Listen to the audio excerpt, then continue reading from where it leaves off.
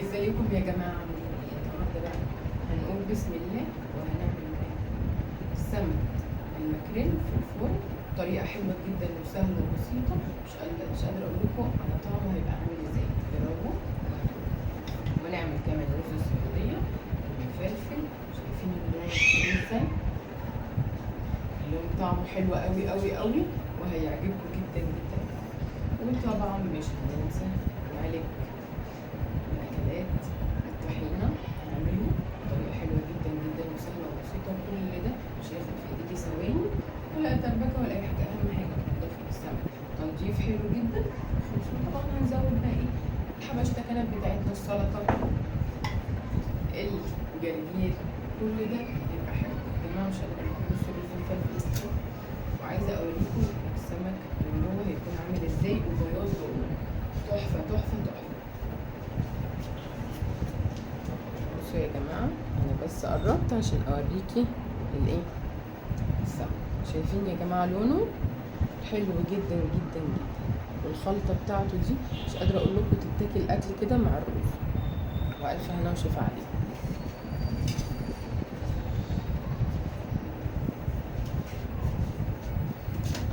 يلا بقى نقول بسم الله ونروح على المطبخ عشان نشوف الوصفة بتاعتنا. والسمك ده يا جماعة ما بياخدش أكتر من تلت ساعة نص ساعة بالكتير على حسب درجة حرارة الفرن. خلي بالكوا عشان طبعا ما تلسعش. هو أول لما القشرة تبتدي تبقى هشة كده ده خلاص احنا استوى، مش هياخد كتير أصلا من الوقت. يلا بينا نقول بسم الله. طبعا عايزة أفكركم اللي ما اشتركش في القناة يشترك ويفعل الجرس عشان يوصله كل جديد، ويعمل لايك ويكتب لي كومنت حلو. ازيكم يا جماعة عاملين ايه؟ النهارده ان شاء الله هنعمل سمك الماكريل صينية في الفرن بخلطة حلوة جدا وسهلة وبسيطة. هنقول بسم الله ونبدأ. هنجيب طبعا الصينية. بصوا بقى يا جماعة، عندنا بشراية جزراية كبيرة مبشورة، طماطميتين، بصلاية. انا استخدمت البصل الاحمر عشان هو ايه مسكر شوية. عندي بقى هنا 3 أو 4 فلفلات رومي، وعليهم 2 حامي، وكم عود كده ايه حامي لوحده انا بحطهم ايه مع الخلطة. انا هنزل كل ده هنا في الصينية من غير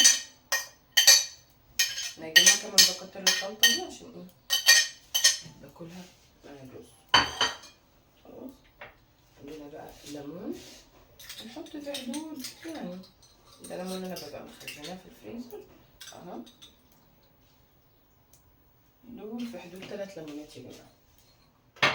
خلاص وننزل بقى عليهم ايه البهارات. سنه شطه بسيطه قوي، ومعلقه كمون. طبعا يا جماعه انتوا اعملوهم بالمعلقه، انا ببقى بالقيم كده ايه عارفه بالظبط هي قد ايه. ومعلقه كزبره. وهنحط معلقه ونص ملح كده كفايه. وهنحط معلقه ايه بصوا بقى يا جماعه معلقه توم ايه كبيره حلوه كده، عشان انتوا عارفين السمك بايه بيحب التوم.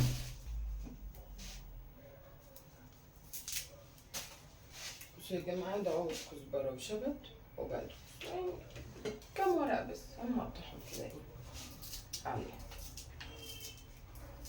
تتبيله سهله جدا وحلوه. انا طبعا مقطعه السمك ومنضفاه، منضفاه خالص. السمك اهو يا جماعه انا منضفاه مخليه زي اللي هنا جنبينا.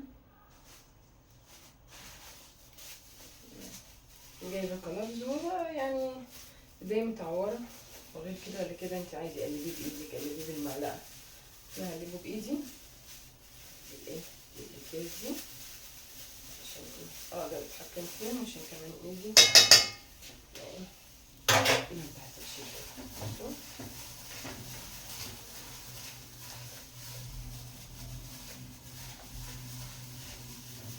انتوا بقى يا جماعه الزيت على حسب ما انت عايزه. انا هستخدم زيت زيتون يعني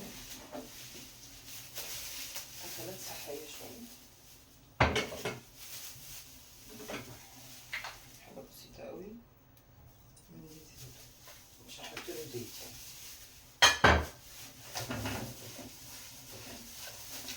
جماعه الخلطه اهي.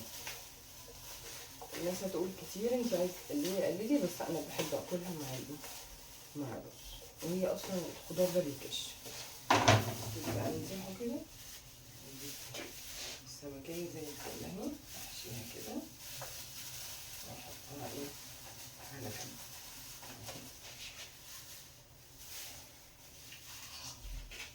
عشان يبقى قريب مني، احشيه كله كده يا جماعة اهو. برضو نص السمكية من ورا كده اهي، احشيها برضو كده. ده بيديها ايه طعم. في هنا الفلفل الحراق ده احط كله كوره واحده، فلفلايه كده نزل شطشطتها هو ايه عليه. اللي مش عايز يحط فلفل حراق ما يحطش، هو مش اجباري يعني. الخلطات دي جميله اهو. هما 3 سمكات، الكميه دي 3 سمكات اهو. صح كده، حط حشو كده اهو. سهله جدا وبسيطه، مش تاخد معاكي وقت اصلا. يقولك السمك غلبه مش غلبه اهو. بصي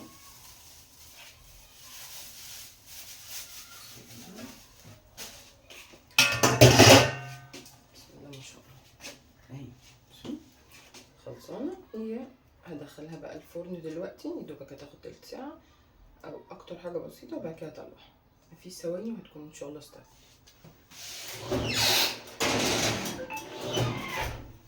تمام. نبدا بقى نعمل ايه، نعمل مع بعض الطحينه. كل حاجه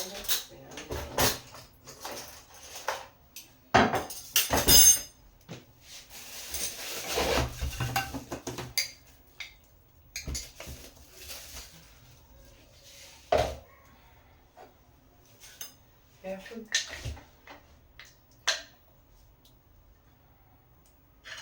3 معالق طحينه. تمام، 3 معالق ايه طحين. نحط 4 مش مشكله. نجيب الخل، نحط عليهم ربع كوبايه خل. نبتدي ايه نقلب. طريقه الطحينه سهله جدا، مش تاخد معانا وقت. انا مش بعملها بالميه، انا بعملها بايه بالزبادي. واعملها زبادي يعني متوفر عندك. مش عندك زبادي اعمليها زوديها بميه. اهم حاجه بس ما تخليهاش اهو. هي كده ابتدت ايه تتقل، انزل عليها بايه بواحده ايه زبادي.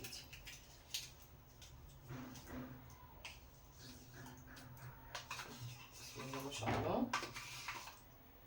يا جماعه اللي لسه مشتركش في القناه يفعل الجرس، يعني سبسكرايب ويفعل الجرس عشان يوصل له كل ايه جديد. طبعا هستناكم بلايك وشير، كلمه حلوه منكم كده تقولوا لي بتتابعوني مين.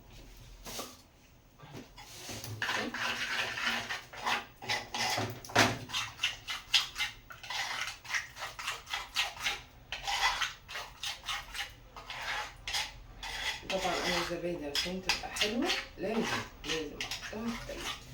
طبعا حطيت لها ده يعني اختياري، احط لها بس سنه ايه ليمون صغيره نتبلها بقى. سنه شطه، مكتروش الشطه عشان دايما يا جماعه الكمون ما تزودوش كمون عشان بيمر. بسيطه خالص اهي. تمام. الملح هنا الناحيه دي عشان اعرف اظبطه. طبعا بقى التوابل والملح دي بتاعتك انتي، مش هتحطي بقى ايه اللي تحسيه طعمه يجي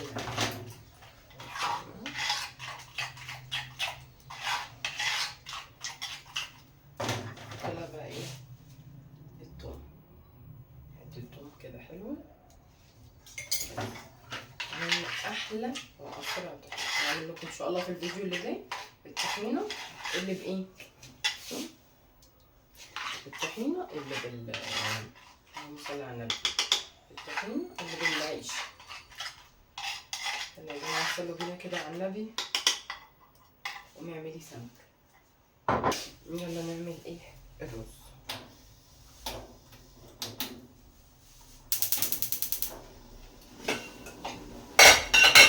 مش هعمل رز كتير، انا هعمل ونص. هنحط 3 معالق زيت. تمام. انا يا جماعة غاسلة الرز غسلة حلوة. تمام. محضرة ايه؟ كل حاجة. هننزل ببصلاية كبيرة متقطعة، هفضل اشوح فيها لغاية ما تغمق خالص. ماشي.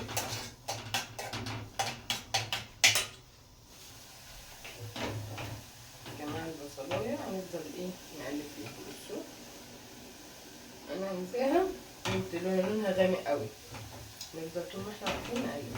ابقى محضرة جنبي حتة توم صغيرة، وبعد كده بقى التوابل هقول لكم نحط عليها ايه تاني عشان نخلي لون الرزاية حلو كده. الرز الصيادية الجميل ده، بعد بقى يعمل رز ابيض يعمل كل واحد زي ما يحب. انا بحبه بالبصل كده. متسيبيش البصل عشان هتتلسع، تبقى واحدة واحدة.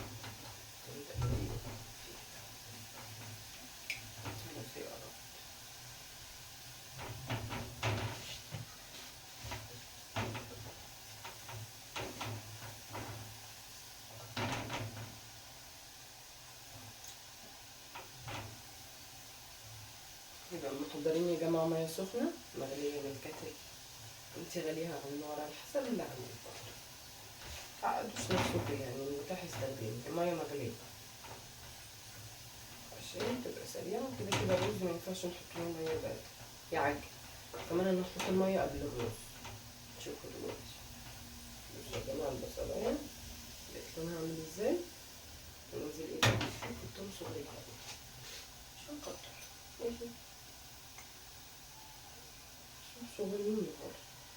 فك من التتبيلة، بس لو تتبيلة السمك التانية بقى ببقى خلطاها، لكن لما عايز تتبيلين هاتوها. بصوا خلاص لونها غمق البصلاية، مش عايزاها تتحرق مني. هنزل بايه بالمية السخنة. بكتر وعايزاهم بس ايه يعني تاخد غلوة كده. نحط ده كيلو ربع معلقة وسنة كزبرة. الملح بتاعنا بقى حسب ما انتي تملحي. الكمية دي كوباية ونص، كوباية ونص رز هنحط لها كوباية ونص مية. انا بعملهم بالويم لان انا اتعودت، بس اللي ما بيعرفش يعملهم ايه زي ما بقولك كده. بسم الله ما شاء الله. هي تاخد غلوة، هي بتغلي عشان المية السخنة كانت ملهلبة. يا جماعة عايزة اوريكوا ايه اللون بتاعها غامق قد ايه، بس تكونوا شايفينه. مش عايزة اتلسع اهو، لونها غامق غامق. انا هجيب الكاميرا تانية برضه اصوركوا يا جماعة. خلاص هي دلوقتي المية بتغلي، ابتدي انزل بايه بالرز. بس هدوق ايه المية.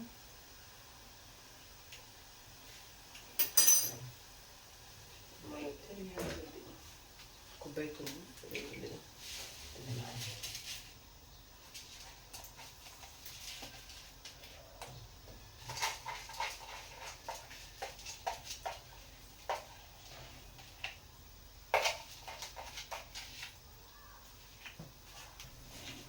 خلاص اهو نزلنا الرز. انا كده عملت الرز خلاص تمام. هياخد اول غلوة على النار، بعد كده هوطي عليه يتشرب براحته خالص. بس يا جماعة قبل ما توطي عليه برضه قلبي تاني عشان اللي فوق واللي تحت يبقوا بنفس اللون ايه، ياخدوا ايه الطعم. يلا بعد ما كل ده بقى يستوي هروح اعمل كمان طبق سلطه. طبعا انتوا مش محتاجين طبق السلطه ده، سهل جدا. نقطع الخضار اللي عندنا اللي احنا محتاجينه، وبعد كده هوريكم بعد ما يستوي الشكل عامل ازاي. يلا.